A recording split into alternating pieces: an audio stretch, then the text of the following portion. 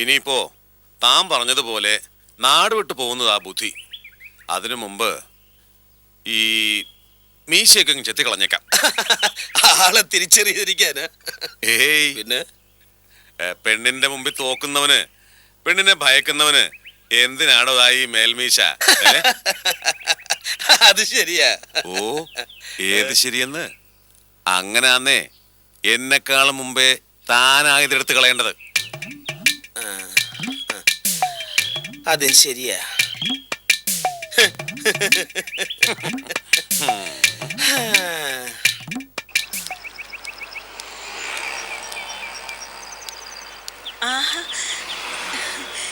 ഇതാ എന്റെ ഒരു യോഗം എന്ന് പറയുന്നത്. ആരെ കാണണമെന്ന് മനസ്സാഗ്രഹിക്കുന്നോ ആ ആളെ കൺമുന്നിൽ കൊണ്ടുതരും കർത്താവ്. പിന്നെ എന്തൊക്കെയുണ്ട് മോളെ വിശേഷങ്ങള്? വിശേഷങ്ങളേ ഉള്ളൂ. ആര്യയുടെ അമ്മ മരിച്ച വിവരം ആലിസേച്ചി അറിഞ്ഞായിരുന്നോ? പിന്നെ അറിയാതെ. രാമകൃഷ്ണ അപ്പപ്പ വിവരങ്ങൾ അച്ചായനോട് വന്ന് പറയാറുണ്ട്. മല്ലിക ചേച്ചി എനിക്കെന്റെ സ്വന്തം അമ്മച്ചിയെ പോലെയായിരുന്നു. അവസാന നാളുകളിൽ ഒന്ന് കാണാൻ പോലും കഴിഞ്ഞില്ല. മരണശേഷവും പോകാൻ പറ്റിയില്ല. എങ്ങനെ പോവും? പോയാ ആ സത്വത്തെ കാണേണ്ടി വരില്ലേ? നിന്നെ വേദനിപ്പിച്ചതിന് മാതാവ് അവക്കും കൊടുത്തു വേദന. അതുകൊണ്ടാ മല്ലിക ചേച്ചി ഇത്ര വേഗം അങ്ങോട്ട് വിളിച്ചത്. അങ്ങനെ പറയരുത് ആലിസേച്ചി. നമ്മൾ കണ്ടതും കേട്ടതും ഒന്നുമല്ല സത്യം. അതെ ആലിസേച്ചി, സ്നേഹവും ദയയും കരുണയും ഒരുപാടുള്ള ഒരു ആര്യയെ ചേച്ചിക്കറിയാലോ. അതിന്റെ 100 ഇരട്ടി നന്മ ഇപ്പോഴും ആ കുട്ടിയുടെ മനസ്സിലുണ്ട്. അത്രയ്ക്ക് നല്ലവൾ ആര്യ. മായ, നീ അപ്പുവേട്ടം വരുത്തിവെച്ച ബാധ്യതയുടെ കണക്ക് പറഞ്ഞ് വീട്ടിലേക്ക് വന്നവൾ സാവകാശം എല്ലാവരെയും പഠിക്കുകയായിരുന്നു. ആൾക്കാരെ മനസ്സിലാക്കാൻ കഴിയുന്ന ആര്യ എല്ലാവരും മനഃപ്പാഠമാക്കിയപ്പോൾ പാസ് മാർക്ക് വീണത് എനിക്കും അപ്പുവേട്ടൻ്റെ അച്ഛനും മാത്രം. ബാക്കി എല്ലാവരും ശത്രുപക്ഷത്ത് തന്നെയായിരുന്നു. അപ്പുവേട്ടനും. പിന്നെ നല്ലവരെ സംരക്ഷിക്കാനും ഒപ്പം തൻ്റെ ആവശ്യങ്ങൾ നേടിയെടുക്കാനുമുള്ള ആവേശമായിരുന്നു അവൾക്ക്. അതിൻ്റെ റിസൾട്ടാ ഒരു കല്യാണം വരെ കൊണ്ടെത്തിച്ചത്. എനിക്കൊന്നും മനസ്സിലാവുന്നില്ല മായേ. ആദ്യം എനിക്കൊന്നും മനസ്സിലായില്ല. പക്ഷേ ഇപ്പം എല്ലാം വ്യക്തമാ. കല്യാണത്തിനായി അപ്പുവേട്ടൻ്റെ അമ്മ വസ്തു വിറ്റു, സ്വർണം വാങ്ങി. ആര്യയുടെ ഉദ്ദേശം അതുതന്നെയായിരുന്നു.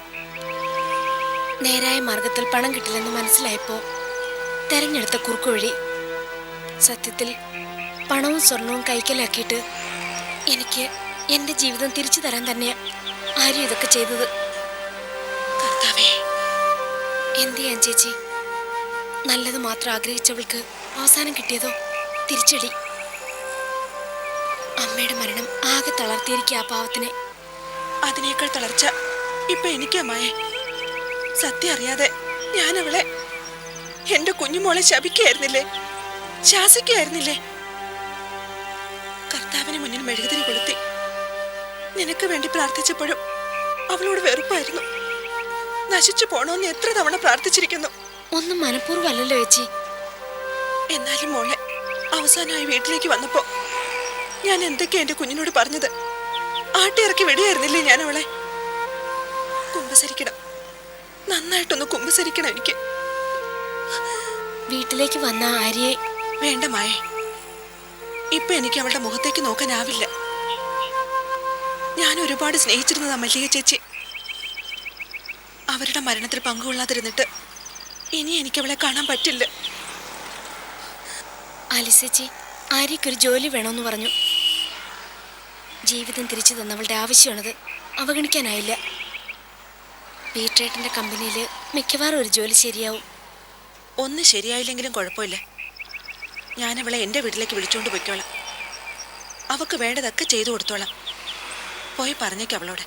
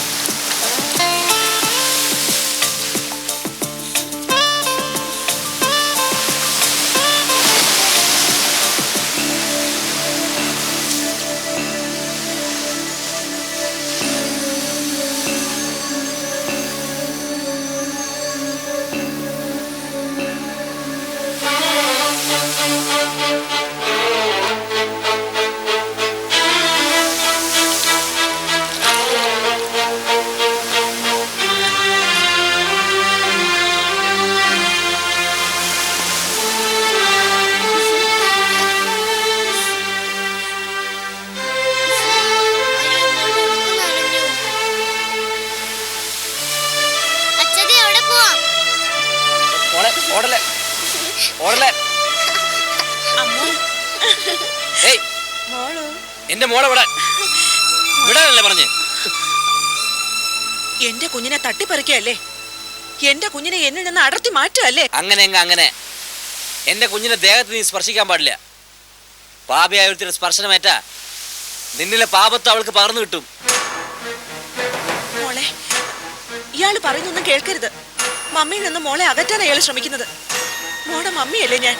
മോളെ നൊന്ത് പ്രസവിച്ച മമ്മി. ഒരു മമ്മി വന്നിരിക്കുന്നു. ഇവിടെ വന്നേ. മോളെ, മോളെ,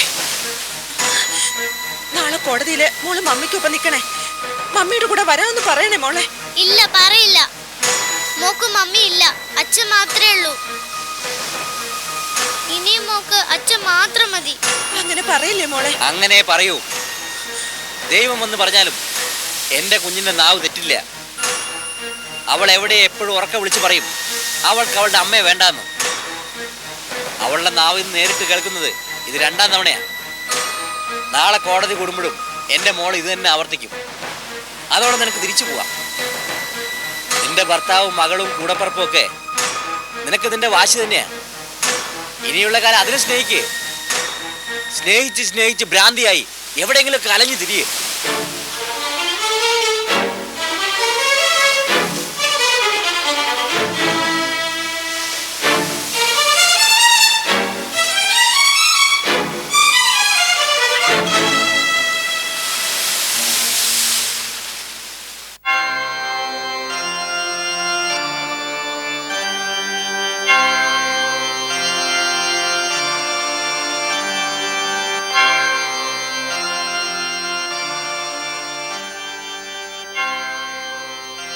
അറിയാതെ ചെയ്ത പാവം പൊറുക്കണമേ. മരണപ്പെട്ട ആത്മാവിന് സ്വർഗരാജ്യം നൽകണമേ. ജീവിച്ചിരിക്കുന്ന ബന്ധുക്കൾക്ക് നല്ലത് മാത്രം വരുത്തണമേ.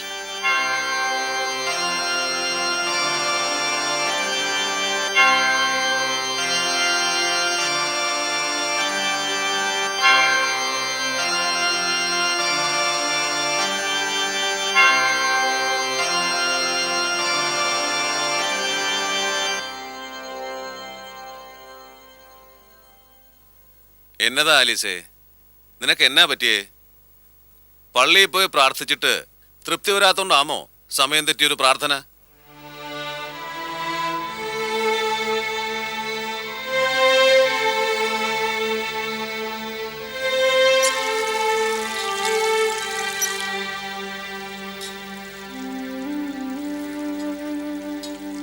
നീ എന്നതാടി പോയേ ഒന്നും മിണ്ടാത്തേ? അതിനിതൊക്കെ എന്നാ തെറ്റാ നിന്നോട് ഞാൻ ചെയ്തേ? അച്ചായൻ ഒരു തെറ്റും ചെയ്തില്ല. ചെയ്തൊക്കെ ഞാനാ. നീ എന്നാ ചെയ്തെന്നാ? അതൊന്നും ഇപ്പോഴെന്നോട് ചോദിക്കരുത് ചായ. എനിക്കൊന്നും പറയാൻ പറ്റില്ല. നീ ഇങ്ങോട്ട് കയറി വരുമ്പോ പുതിയൊരു വാർത്ത പറയാനിരുന്നതാ ഞാൻ. പക്ഷെ നിന്റെ മൂഡ് ശരിയല്ലാത്തോണ്ട് തൽക്കാലം ഞാനത് പറഞ്ഞില്ല. പറഞ്ഞാ സെന്റിമെന്റ്സ് ഇരട്ടിയാവും. എന്താ ചായ? എന്താണെങ്കിലും പറയേ. വേണ്ട ആലീസ് മോളെ, നിന്റെ മനസ്സൊന്ന് ശാന്തമായിട്ട് ഞാൻ ഒക്കെ പറയാം. വേണ്ട, അച്ചായന്റെ മനസ്സിൽ എന്താണെന്ന് എനിക്കിപ്പോഴറിയണം. നിന്റെ സങ്കടം എന്നോട് പറയാൻ പറ്റുകയില്ല. ഞാനൊക്കെ പറയുകയും വേണം. ആ, എന്നും തോറ്റു തന്നല്ലേ ശീലമുള്ളൂ. എനിക്ക് പറയാനുള്ളത് പറയാം. ആ രാമകൃഷ്ണൻ എന്നിവിടെ വന്നിരുന്നു. അയാൾ വന്നാലേ ഇപ്പൊ പറയാൻ ഒറ്റ വിഷയമല്ലേ ഉള്ളൂ, ആര്യയുടെ കാര്യമേ. ആര്യയെക്കുറിച്ച് രാമകൃഷ്ണൻ എന്നാ പറഞ്ഞത്? പറഞ്ഞതൊന്നും പറയണ്ട. ഞാൻ ഊഹിച്ചത് നടക്കാൻ പോകുന്നു. അമ്മയുടെ മരണച്ചടങ്ങും കഴിഞ്ഞ് തിരിച്ചു വന്നവള് അപ്പുവിനെ കെട്ടാൻ പോകുന്നു. എന്ന് രാമകൃഷ്ണൻ പറഞ്ഞു? അല്ലാതെ പിന്നെ ഞാൻ എങ്ങനെ അറിയാനാ? ഞാൻ പറഞ്ഞില്ലേ എന്റെ ആലീസ് മോളെ, അവള് ശരിയല്ല. അമ്മച്ചി മരിച്ച സങ്കടം തീരും മുമ്പ് കുടുംബത്തിൽ പറഞ്ഞ പെണ്ണുങ്ങൾ ആരെയും കല്യാണം കൂടാൻ ഇറങ്ങി പുറപ്പെടുവോ? എന്നാ രാമകൃഷ്ണൻ പറഞ്ഞത് കല്ല് വെച്ച നുണയാ. നുണയോ? അതെ. എന്നെങ്ങനെ തറപ്പിച്ച് പറയാൻ പറ്റും? ആര്യ പള്ളിക്കിലേക്ക് വന്നു എന്നുള്ളത് സത്യമാന്നേ. അവൾ എന്നാത്തിനാ വന്നേ? കാഴ്ച കാണാനോ? അല്ല, സ്വന്തം ഭാഗം ന്യായീകരിക്കാൻ. ഒരു പാവം പെണ്ണിന് ജീവിതം തിരിച്ചു നൽകാൻ. ആലീസെ, നീ പറയേണ്ടവരെല്ലാം എന്നോട് പറഞ്ഞു കഴിഞ്ഞു. എന്റെ ആലീസെ, ആരെന്ത് പറഞ്ഞാലും അത് രാമകൃഷ്ണൻ പറയുന്ന പോലെ ആവോ? എന്റെ ബലമായ സംശയം പള്ളിയിൽ നിന്ന് മടങ്ങും വഴി നീ ആ ആര്യയെ കണ്ടിട്ടുണ്ടെന്നാ. അവള് സിമ്പതി പിടിച്ചു പറ്റാൻ വേണ്ടി ചെറുതായൊന്ന് കളം മാറ്റി. നീ അതിൽ വീഴുകയും ചെയ്തു. ഞാൻ കണ്ടത് ആര്യയല്ല, പിന്നെ മായയെ. മായ പറയുന്ന സത്യത്തിനപ്പുറം ഒരു സത്യമുണ്ട്. രാമകൃഷ്ണന്റെ വാക്കിന് അതിലും മതിപ്പുണ്ടോ? മായ പറയുന്നത് കേട്ട് ചങ്ക് പിടഞ്ഞുപോയി. അതാ കർത്താവിന് മുമ്പിൽ നിന്ന് ഞാൻ കുമ്പസരിച്ചത്. എന്റെ കുഞ്ഞുമോളെ എനിക്കറിയാം. അവളിലുള്ള നന്മ ആരിലും ഇല്ലെന്നും അറിയാം. കർത്താവേ, ആകെയുള്ളൊരു പിടിവള്ളിയും പോയി. അച്ചായ, എനിക്ക് അവളെ ഒന്ന് കാണണം. എന്റെ കുഞ്ഞുമോളെ എനിക്കൊന്ന് കാണണമെന്ന്. നമുക്ക് പള്ളിക്കൽ വരെ ഒന്ന് പോയാലോ? ഇപ്പോഴോ? അതെ, ഇപ്പൊ തന്നെ. അല്ല, ഇത്ര പെട്ടെന്ന്? ദേ, അച്ചായൻ ഓരോന്ന് പറഞ്ഞാ എന്റെ മനസ്സൂടെ ഇളക്കിയത്. അതുകൊണ്ട് എനിക്ക് അവളെ കാണണം, കണ്ട് ക്ഷമ പറയണം. പറയണം. തെറ്റിന് പ്രായശ്ചിത്തവും ചെയ്യണം. അതിനിപ്പോ ഞാൻ വരണമെന്നുണ്ടോ? അല്ല, ആലീസ് തനിച്ചങ്ങ്.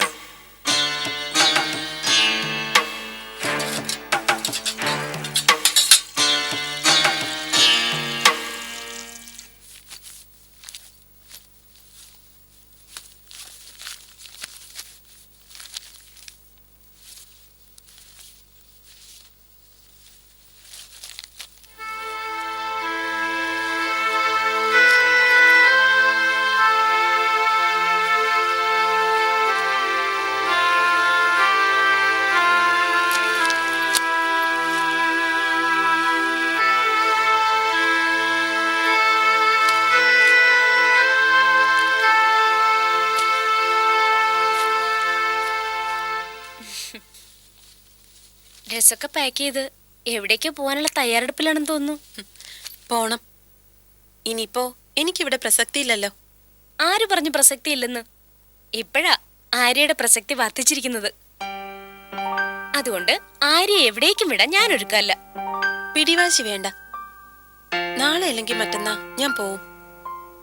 പിന്നെ ഫോണിലൂടെയോ നേരിട്ടോ എപ്പോഴെങ്കിലും ഒക്കെ നമുക്ക് ബന്ധം പുതുക്കാം. ആര്യക്കൊരു ജോലി ശരിയായ ആര്യ ഈ നാട് ഉപേക്ഷിച്ചു പോവോ? അതിന് ഇത്ര പെട്ടെന്ന് എനിക്കൊരു ജോലി? വീടിനകത്ത് കഥ കടച്ചിരിക്കുന്ന കരയാൻ മാത്രം അറിയാവുന്ന ഈ പെണ്ണിനും ചില സ്വാധീനങ്ങളൊക്കെ ഉണ്ടെന്ന് കൂട്ടിക്കോ. ആര്യക്കൊരു ജോലി ശരിയായി. ഇന്നോ നാളെയോ അപ്പോയിന്റ്മെന്റ് ഉണ്ടാവും.